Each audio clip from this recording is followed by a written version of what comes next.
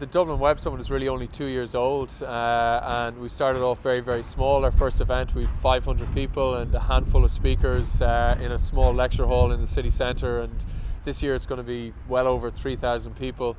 We've never had as many Irish attendees, but we've also never had as many international attendees. So the Four Seasons Hotel is now completely booked out. Bewley's Hotel is booked out. I think the Shelburne Hotel and Fitzwilliam Hotel are nearly booked out as well. And people are coming because there's just interesting speakers from all over the world. If you're into Twitter or Facebook or YouTube or Google and you're wondering how can these technologies help your business, what's the next big opportunity, what might I be missing, then all of the key guys from all of those companies are here, and they're going to be talking and sharing their insights and their stories and their case studies, and I think that creates a lot of value, especially for not just bigger Irish companies and international companies, but smaller Irish companies. Just 1, 2, 3 guys that have been hit hard by the recession, and they're wondering how can they move their advertising spend from print to online, and how can they make best use of that. I think there's 2 types of businesses that will benefit. So first, you've got Irish technology companies and startups, and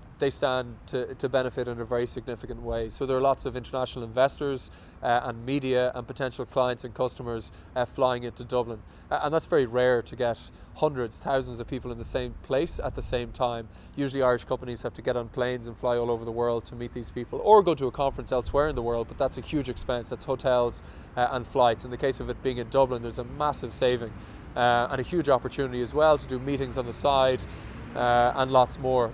For Irish companies that aren't necessarily in the technology space, I think the opportunity is around both networking and also learning. So we've got lots and lots of workshops that are very, very focused on how do you help small Irish businesses get the most out of online? How do they realize most of the opportunities, whether it's Facebook or Twitter or Google or YouTube? And that's a big challenge, I think, for a lot of businesses right now, because the world is changing very, very fast. Everything's going towards mobile, and for a lot of people it's all new. And so part of the Dublin Web Summit is about answering some of those big unknowns. I think the big change with the Dublin Web Summit this year is, 2 years ago one person was organising it. Last year was 3 people. This year we have 40 people working full time on it, and I think that just changes the quality of the product dramatically. The number of speakers we have has doubled.